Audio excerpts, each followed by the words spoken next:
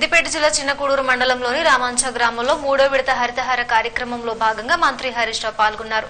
ఈ కార్యక్రమంలో 1200 మొక్కలు నాటారు. అనంతరం మంత్రి మాట్లాడుతూ మొక్కలను ఉద్దేశించి ప్రసంగించారు. సిద్దిపేట జిల్లా చిన్నకూడూరు మండలంలోని రామచంద్ర గ్రామంలో 3వ విడత హరితహార కార్యక్రమంలో భారీ నీటిపారుదల శాఖ మంత్రి తన్నీరు హరీష్ రావు పాల్గొని మొక్కలు నాటారు. ఈ సందర్భంగా రామంచ గ్రామ సర్కిల్ రెవెన్యూ ప్లాట్ఫామ్ కింద 1200 మొక్కలు నాటారు. అలాగే గౌడ సంఘం ఆధ్వర్యంలో 200 ఈత మొక్కలు నాటారు. ఈ సందర్భంగా జరిగిన సభా సమావేశంలో మంత్రి మాట్లాడుతూ చెట్టే మనిషికి జీవనాధారమని చెట్టు ఆవశ్యకత గురించి వివరించారు. మొక్కలు నాటే యజ్ఞం మొదలైంది, హరిత తెలంగాణ నేల పులకించింది. మొక్కలు నాటే యజ్ఞం మొదలైంది, హరిత తెలంగాణ నేల పులకించింది. ఆకుపచ్చ పొద్దు పొడిచి ఆకాశం మురిసేలా,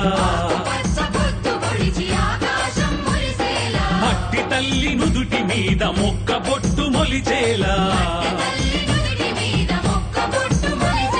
కదులు కదులు కదులు నువ్వేరా మొదలు, కానిదంటూ ఏమున్నది కార్యదీక్ష చాలు.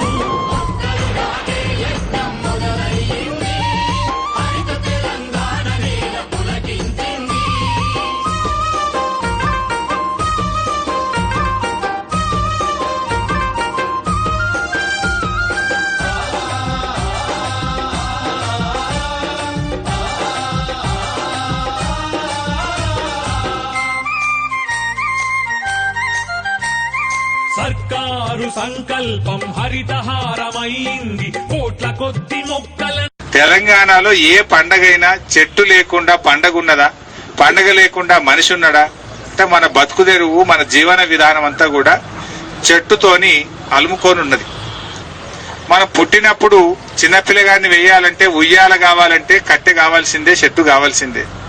సస్తే కాటికి పోతే కాలేయడానికి కట్టె కావాల్సిందే, అంటే చెట్టే కదా.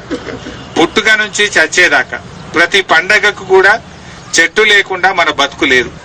నీ బిడ్డకు, నీ కొడుకు నువ్వు ఎంత ఆస్తి ఇచ్చినావు అన్నది కాదు, ఎంత మంచి ఆరోగ్యం ఇచ్చినావు, ఎంత మంచి ప్రకృతిని ఇచ్చినావు, ఎంత మంచి గాలిని ఇచ్చినావు అనేటువంటిది చాలా గొప్పది.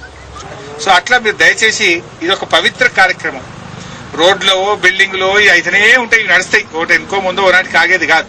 కానీ ఇది కూడా మీరు చేయాలి. అందరం కూడా ఒక ప్రతిజ్ఞ చేయండి. మా మహిళా సంఘం అధ్యక్షురాలు, కార్యదర్శి, మీరు మీ మీటింగ్ లో ఒక ఒట్టు పెట్టుకొని మనిషికి 5 చెట్లు వేస్తాం అని ఒక ప్రతిజ్ఞ చేయండి మీరందరూ కూడా, మహిళలు.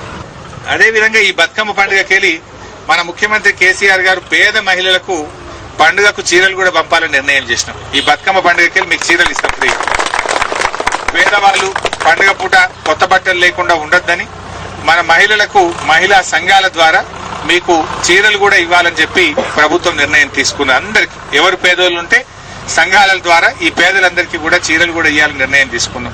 మనం ఈ కాలువలు తెస్తున్నాం, గోదావరి కాలువలు తెస్తున్నాం. కాలువ పనులు బాగా స్పీడ్గా అవుతున్నాయి.